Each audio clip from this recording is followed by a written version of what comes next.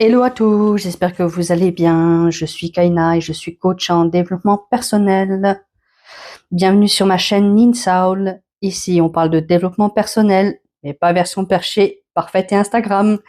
Ici, on parle de vrai, on parle de conscience, on parle d'alignement et surtout, on apprend aussi à en rire.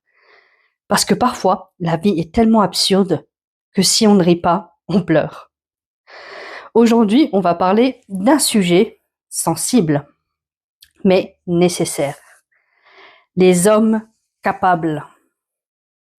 Alors, ils se disent des hommes capables, capables de travailler, capables de subvenir, capables de décider. D'ailleurs, ce sont souvent les premiers à dire, en bombant le torse, moi, j'assume, je suis un homme, un vrai. Sur le papier, tout est coché. Mais dans la réalité émotionnelle, c'est une autre histoire. Dès que ça devient inconfortable, les émotions, je les donne à quelqu'un d'autre. Les conflits, je les donne à quelqu'un d'autre. La responsabilité émotionnelle, on verra plus tard, hein. Voire même jamais. Et là, on ne parle plus vraiment d'hommes ancrés. On parle de petits garçons. Des petits garçons bien habillés, avec un travail, parfois même une barbe, mais émotionnellement, la couche culotte, elle est encore là, hein. Une couche culotte invisible, avec une petite berceuse, vous savez, en arrière-fond. Dors, mon petit garçon. Quelqu'un va gérer pour toi. Voilà. Et là, il y a un truc très intéressant finalement à observer. Certains vont même jusqu'à faire semblant d'être des hommes avec leurs femmes. Mais ailleurs, ils redeviennent petits garçons dans les jupes de maman, de leur tante, de leur cousine. Bref, quelqu'un qui pense encore à leur place. Par exemple, il a chez lui une maison, un appartement, enfin bref, peu importe, hein.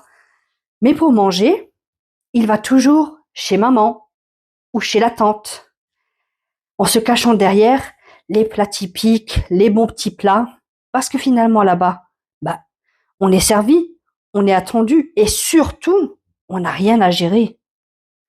Un autre exemple qui est très parlant.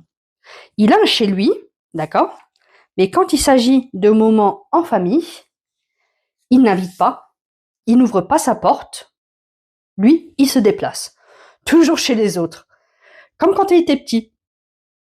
Parce que finalement, chez maman, chez tata, chez la cousine, il n'y a pas de rôle à prendre, pas à accueillir, pas à organiser, pas un cadre à poser. On arrive, on mange, on repart. Et surtout, en passant par là, on ne grandit pas in fine. Ce n'est pas une question de nourriture, c'est une question de posture. Parce que recevoir chez soi, c'est une posture d'adulte. Ouvrir sa porte, c'est prendre sa place. Et certains, préfèrent finalement rester dans le confort avec la couche culotte plutôt que d'assumer cette place. Et pendant ce temps-là, la femme, elle porte, elle compense, elle organise, elle rassure. C'est la sauveuse, la maman, la gestionnaire émotionnelle, la thérapeute, celle qui nettoie. Et au début, elle tient, elle excuse même. Puis un jour, elle en a marre. Elle ne materne plus, elle prend symboliquement la couche culotte, bien pleine, et paf, elle lui colle sur la tête. Parce qu'à force de refuser de grandir, quelqu'un finira toujours par te montrer ce que tu refuses de voir.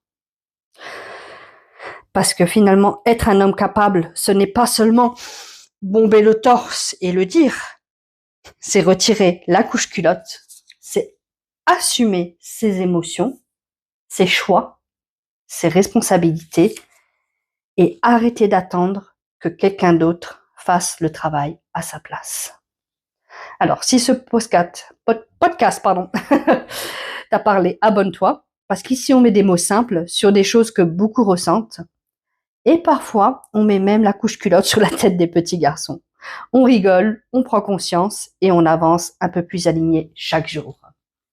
Alors, si c'est quelque chose qui vous a parlé en tant qu'homme, par exemple, sachez que vous avez la possibilité de prendre des consultations avec moi, et puis on peut aller travailler ça en profondeur pour que vous puissiez passer de l'enfant petit garçon à finalement à l'homme dans toute sa splendeur. Eh bien, écoutez, merci pour votre écoute et une très belle journée.